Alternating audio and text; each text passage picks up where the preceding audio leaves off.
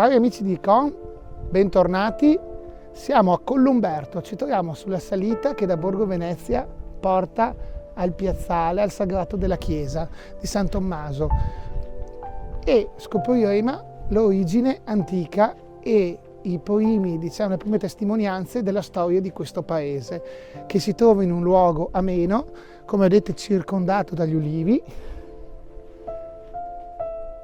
e rialzato rispetto alla pianura su queste colline che si sono formate durante l'ultima glaciazione per l'accumulo di materiale di risulta della grande ghiacciaio che ricopriva le Alpi, e una cui lingua scendeva per la Valle Apesina, oltrepassava la stretta di Serravalle e ha creato l'anfiteatro morenico che va da Cappella Maggiore fino a Collumberto, le colline di Scomigo, Carpesica e su a San Lorenzo. Ci troviamo su questa salita ciotolata per raccontarvi la storia di questo paese che in origine si chiamava Colle, basta, diviene post 1867 con l'unità d'Italia aggiunta la parte Umberto in onore del re Umberto I. Ma l'attestazione più antica che abbiamo è dell'inizio del XI secolo, 1016. La medesima prima attestazione che abbiamo per chi? Per Conegliano. Un documento di fatti di quell'epoca ricorda la presenza di questa zona, questo luogo, Collis, quindi colle. E cos'è che abbiamo su questa Collis? Abbiamo sicuramente qualcosa di interessante, che è all'interno proprio del complesso naturalistico di questa collina, che è fortemente antropizzata. Perché? Perché sicuramente non aveva questa forma in origine. Quindi se noi andiamo ancora più indietro nel tempo, all'età preistorica, al passaggio tra preistoria e protostorica, forse questo colle era un castelliere. Sono stati fatti dei ritrovamenti un po' tutto intorno che attestano a questa epoca la presenza, però non è mai stato fatto nessuno scavo in maniera completa, anche perché molto del materiale è dilavato a valle e anche ci sono stati un sacco di interventi posteriori che adesso vedremo.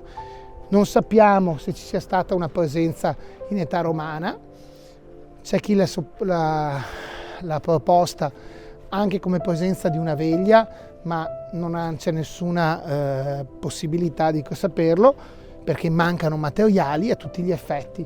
Di certo però Collumberto è un luogo ideale per guardare cosa? Per guardare verso la pianura orientale e anche la zona pedemontana orientale, che è quella dove c'era il passaggio della submontana, diciamo da Caneva per esempio. Ma allo stesso tempo da qui è possibile guardare sulla strada che collegava l'antica Opitergium Oderzo con Ceneda, che esisteva in età romana. Quindi cosa abbiamo? Non sappiamo nulla dell'età romana, ma sappiamo che all'inizio dell'XI secolo esiste un castello, un Castelmedil, ma esiste anche un'abbazia. Ci sono dei frati che vivono in questa zona e adesso andiamo a scoprire la storia di questo fantastico borgo su questo colle che racchiude oltre un millennio di storia.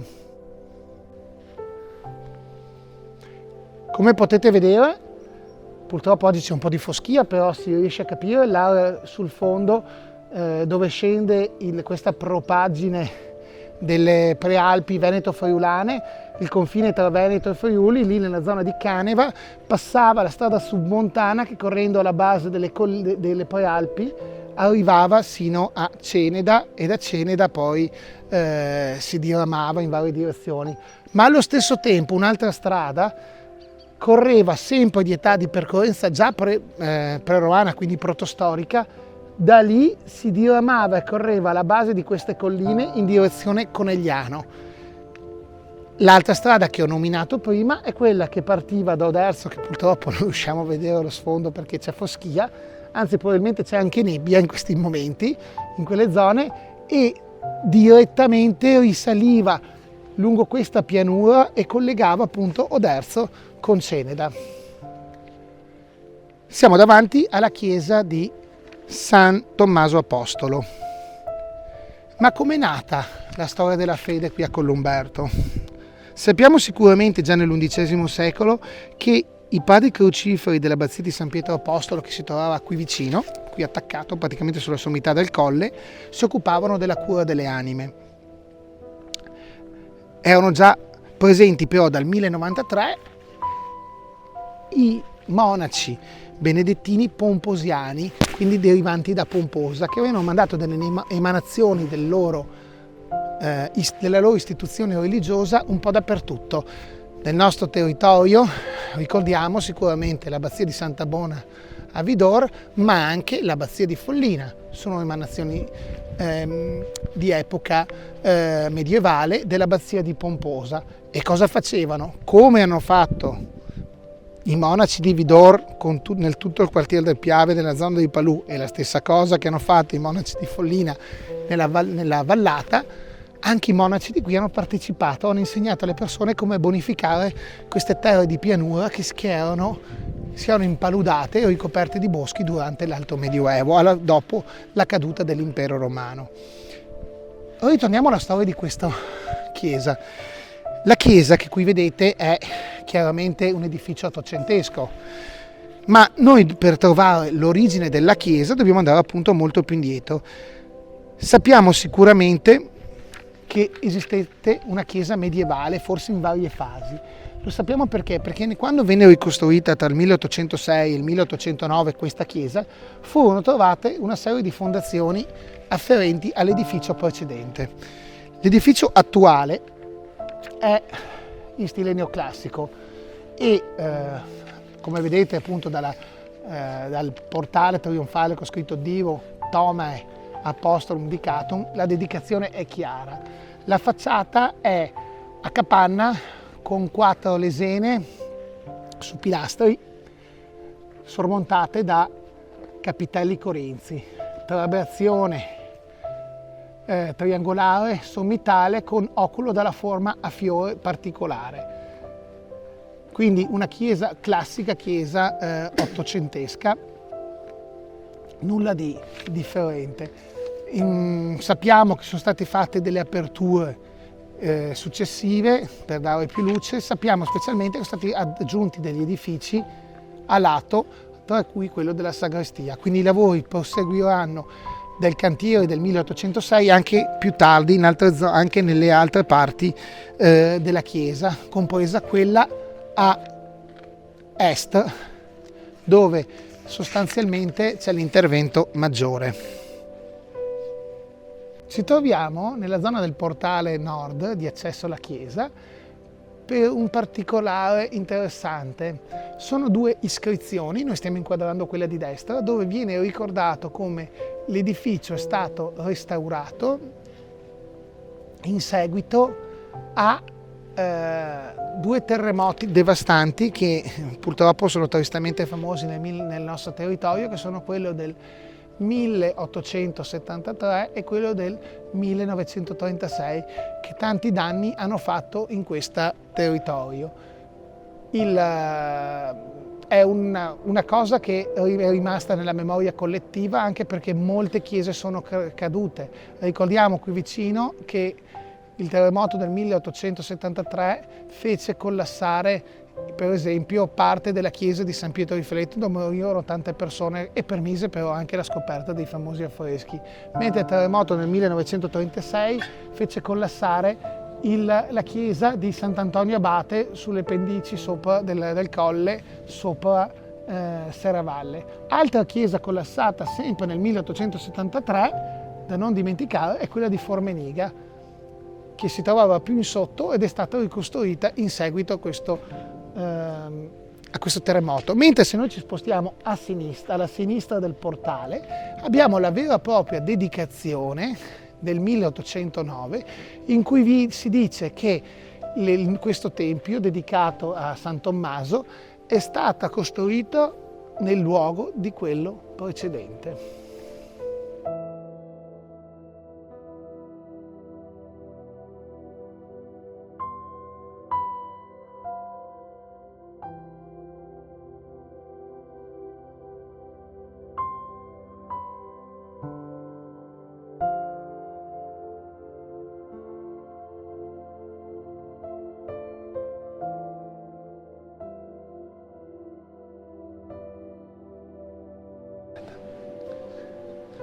Ci troviamo all'interno della chiesa di San Tommaso, vedete in stile neoclassico, ha subito una serie di lavorazioni nel corso dell'Ottocento, una prima legata alla ricostruzione,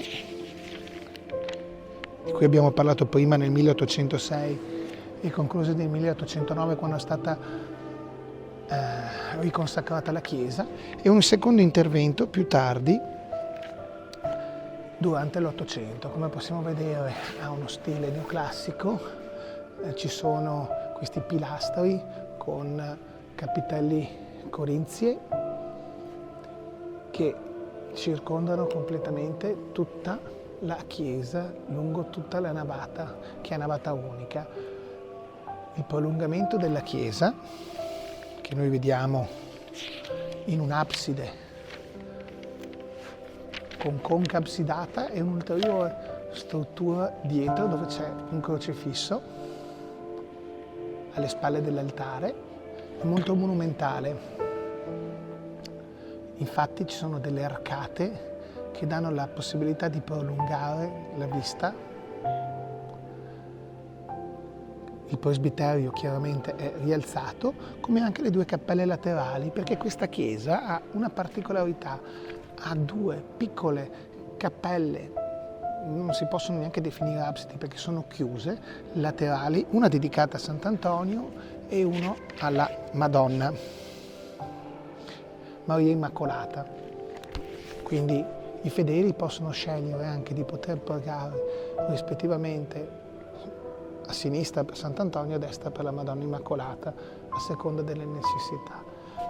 Lungo i lati invece sono riconoscibili 4 altari simili come fattura, seppur differenti uno dall'altro.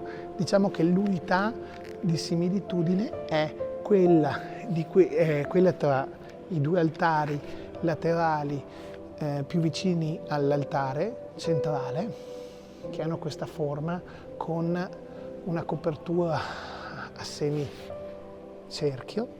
Sono 2 palle d'altare all'interno, una con una crocifissione e santi e un'altra con l'incoronazione della Vergine, santi e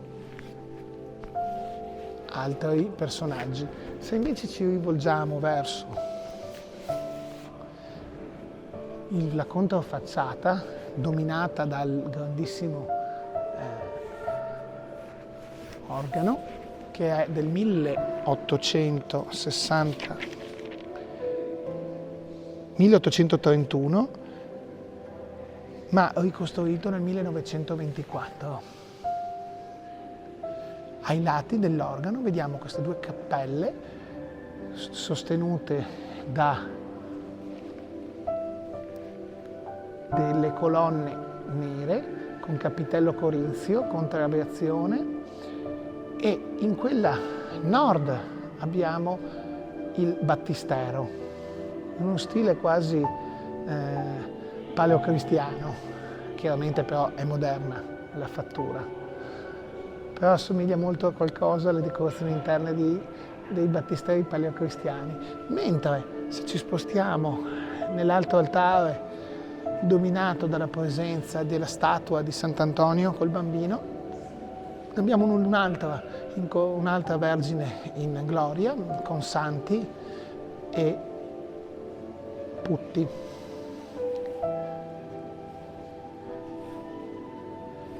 Chiudiamo con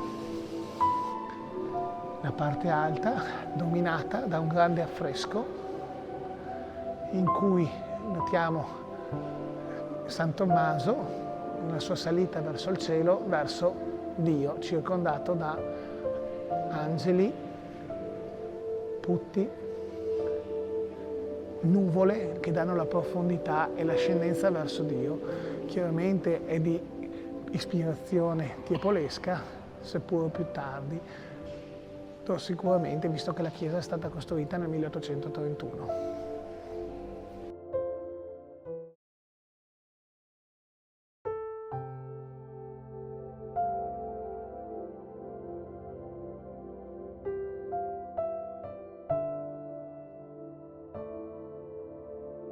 Il campanile è stato costruito nel 1816. Vediamo che è un basamento pesante per reggere la sua stessa struttura, sul quale si sviluppa in altezza su dei mattoni tutto l'alzato, sino alla cella campanaria caratterizzata da una bifora e sormontata da un tamburo con cupola. L'edificio lo vediamo perfettamente perché è stato restaurato recentemente, da meno di un mese sono stati tolti i punteggi. Se invece noi ci spostiamo, vedremo che c'è il comune attualmente sulla sommità del colle. E perché sono collegati il campanile e il comune? Adesso lo spieghiamo.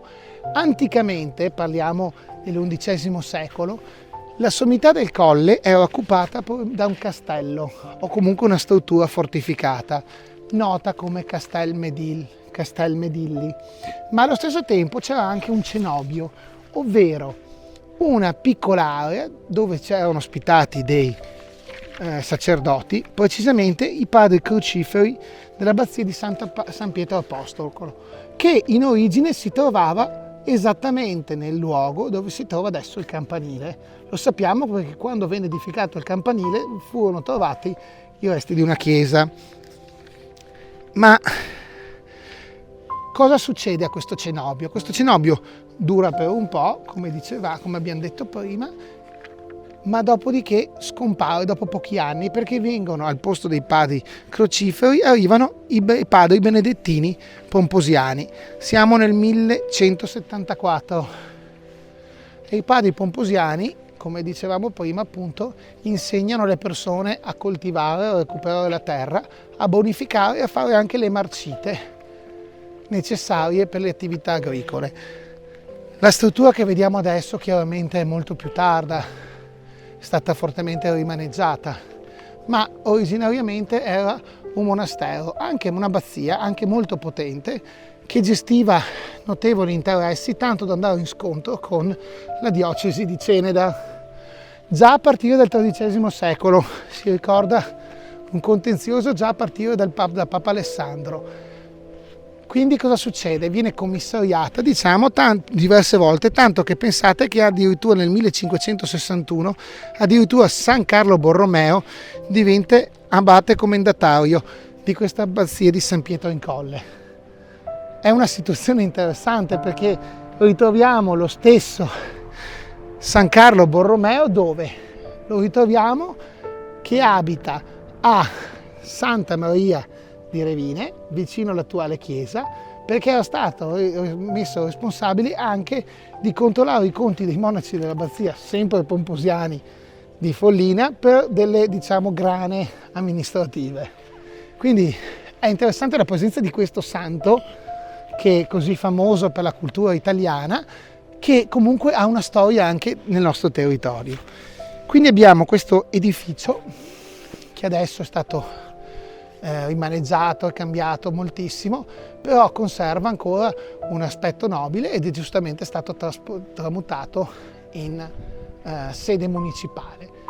Ripeto, non ha la forma che aveva un tempo, al tempo del Pomposiano, ma sicuramente è un'interessante prova di quello che esisteva un tempo.